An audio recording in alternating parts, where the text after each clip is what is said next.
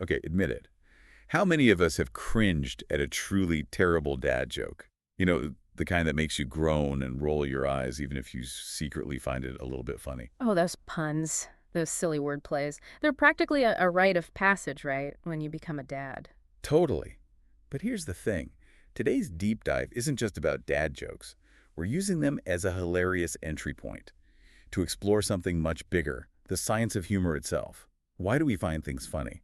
What's actually happening in our brains when we hear a good joke? Or a bad one? We've got some fascinating sources lined up. To guide our deep dive, we'll be exploring everything, from classic dad jokes to cutting-edge research on the neuroscience of humor. We're even going to take a trip back in time to look at an ancient Roman joke book. Because apparently, even thousands of years ago, people loved a good laugh. It's all about understanding the universal appeal of humor, while also acknowledging that what one person finds hilarious might leave another completely cold. Yes, that's so true. Humor is incredibly personal. But are there any common threads? Like, do men and women experience humor differently? Are we hardwired to find certain things funny? That's what we're here to unpack today. And to kick things off, let's dive right into the heart of our subject, the dad joke.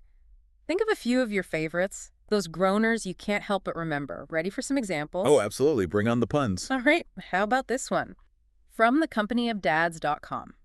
It's a website dedicated to all things fatherhood. Why don't scientists trust atoms? Because, get ready, they make up everything. Classic. See, that perfectly captures the essence of the dad joke. It's a pun, it's silly, and it makes you groan even as you're trying to figure out the wordplay. And that's a key element here, the wordplay, the unexpected twists. Humor researchers actually categorize jokes like these as ambiguity jokes because they play on words with multiple meanings, that aha moment you experience when you get the joke. That's your brain navigating the ambiguity. Right. And landing on the humorous interpretation. So it's not just about being silly. There's actually a cognitive process going on. Exactly. It's like a little puzzle for your brain. And speaking of brain power, we can't resist digging into some fascinating research. Here we go. Fire up those neurons. There's this incredible research paper from Frontiers in Psychology that delves into the neuroscience of humor, and it introduces something called the tri-component theory of humor. Okay, break that down for us. What is this tri-component theory all about? It essentially explains how our brains experience humor in three distinct stages. First, there's the cognition stage. Imagine you hear a joke. Your brain immediately starts working to understand the setup, the language, and any incongruities, like a surprising twist or a pun. So in that scientists and atoms joke, my brain is trying to make sense of why scientists wouldn't trust atoms, and then bam, the double meaning hits me. Exactly. That's the second stage, affect. This is the aha moment, the feeling of amusement, the internal chuckle, or even a groan. It's the emotional response to that cognitive click. And I'm guessing the third stage is where we actually react out loud. The laughter, the eye roll, the dad, stop. You got it. That's expression. The outward reaction to humor, which can vary widely, depending on the person, the joke, and the social context. It's fascinating, right? Even a groan-worthy dad joke triggers this whole intricate process in our brains. I never thought of it that way. It's like my brain is doing mental gymnastics, even for the simplest joke. So we've got the setup, the punchline, and the reaction. But I have a feeling it gets even more complex than that. Oh, absolutely. Especially when we start considering the different ways men and women might experience and use humor. Okay, so we've got this tri-component theory, explaining how our brains light up with laughter, or groans. But does everyone's brain light up the same way? Yeah. What about that age-old idea that men and women find different things funny? That's where things get even more interesting. Remember that Frontiers in Psychology study we mentioned? Well, they used brain imaging technology to see what was actually happening in people's brains as they processed different types of jokes. Wait, they could actually see which parts of the brain were more active. That's incredible. It is, and what they found was pretty fascinating. They noticed some intriguing differences in brain activity between men and women, particularly in areas related to social processing and reward pathways. Okay, I'm hooked. Bring it down for us. What does that actually mean? Well, you've probably noticed that humor often serves a social function. It's how we bond with others, navigate awkward situations, and even diffuse tension.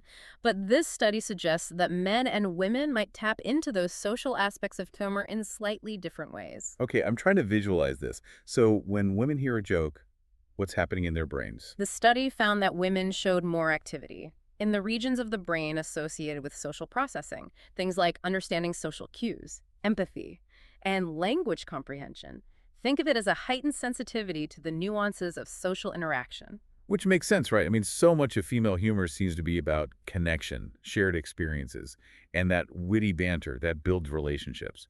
Exactly. It's like their brains are wired for that kind of humor, the kind that strengthens bonds and creates a sense of shared understanding. And what about men? Are their brains lighting up in the, like, bro code section or something? Well, not exactly, but the study did find that men showed greater activity in areas of the brain associated with reward and pleasure when they heard a joke. So like a little dopamine rush. Yeah. Precisely.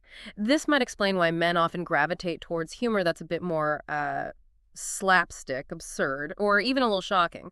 It's that sense of unexpected reward that tickles their funny bone. So we're talking about the classic, guys think fart jokes are hilarious kind of humor. Well, it's a bit more nuanced than that, but you're not entirely wrong. The point is, these brain differences might contribute to those classic gender stereotypes about humor. But of course, it's not as simple as saying, like, men like this kind of humor and women like that kind. I mean, we're all individuals with our own unique sense of humor. Absolutely. And this is where those pop psychology articles from Psych Central and HuffPost come into play. They delve into the social and cultural factors that shape how we use and perceive humor, regardless of gender. Okay, so it's not just about our brains. It's about how we're socialized and the world around us. Exactly. One key takeaway from these articles is that humor often serves as a tool for social connection, but men and women might use it differently. Give us an example. What are some of the different ways men and women use humor socially? Well, the article suggests that women might be more likely to use humor to build relationships, create a sense of shared experience, and diffuse tension.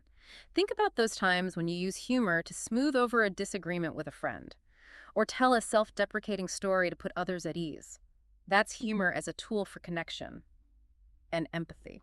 And I'm guessing men might be more likely to use humor in a more competitive way. That's one theory. It's not always the case, of course. But men sometimes use humor for playful banter, to assert their place in a social hierarchy, or even to poke fun at each other. Which reminds me of that HuffPost article, where a woman named Beth talked about working in a very male-dominated field.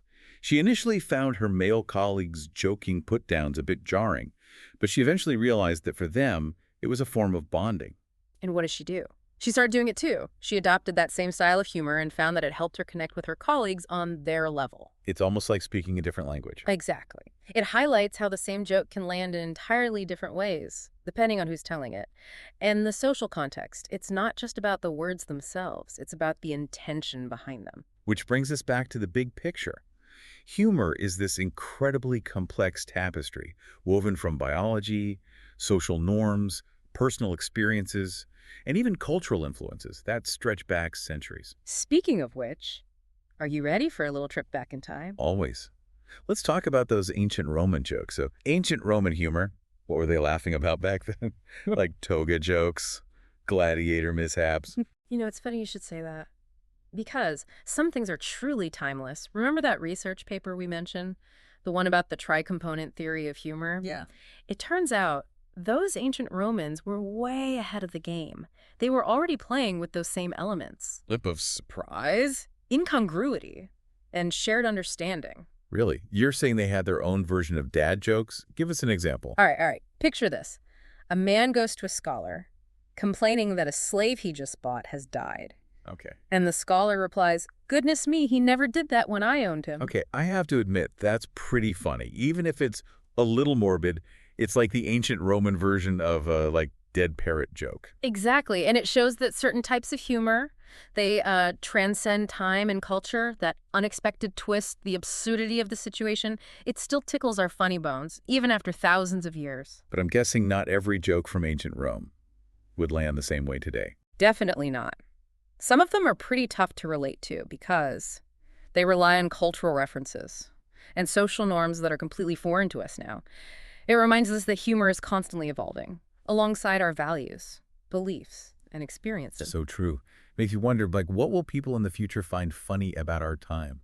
What will be considered a classic joke 1,000 years from now? It's a fascinating question, and it speaks to the dynamic nature of humor. But even as humor evolves, I have a feeling that those core elements, the wordplay, the unexpected twists, the shared understanding of a good pun, will always have a place in our comedic landscape. Speaking of puns and shared understanding, it feels like we've come full circle, back to those grown-worthy, yet strangely endearing, dad jokes. They might not always be sophisticated, but they offer a glimpse into the timeless power of humor to connect us, surprise us, and remind us not to take ourselves too seriously. Absolutely. So the next time you hear a dad joke, take a moment to appreciate the science and history behind that groan. It's a journey through the brain, across cultures, and through the ages. Who knew that dad jokes could be such a rich source of insight? Right. It just goes to show there's always more to discover beneath the surface, even in the silliest of things. Thanks for diving in with us today. And remember, keep those brains firing and those funny bones tickled.